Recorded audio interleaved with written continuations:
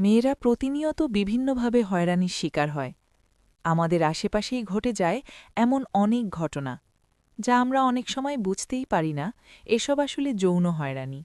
অশ্লীল মন্তব্য, বাজে কথা বা ইঙ্গিত এসব শুধু মজা নয়, এগুলো যৌন হয়রানির অংশ। ভিড়ের মধ্যে ইচ্ছাকৃত স্পর্শ এটাও একটি অপরাধ, যা অনেকেই চুপ করে সহ্য করে। কারো পিছু নেওয়া বা নজরদারি করা এটাও একটি ভয়ঙ্কর হয়রানি। অনলাইনে অশালীন মেসেজ, ছবি বা বারবার কল দিয়ে বিরক্ত করা এগুলো যৌন হয়রানির মধ্যে পড়ে। কিন্তু চুপ থাকা সমাধান নয়, সচেতনতা আর সাহসী পারে পরিবর্তন আনতে। এসব থেকে রক্ষা পেতে যা যা করা উচিত: অস্বস্তিকর কিছু হলে স্পষ্টভাবে না বলুন বা প্রতিবাদ করুন। চারপাশে খেয়াল রাখুন।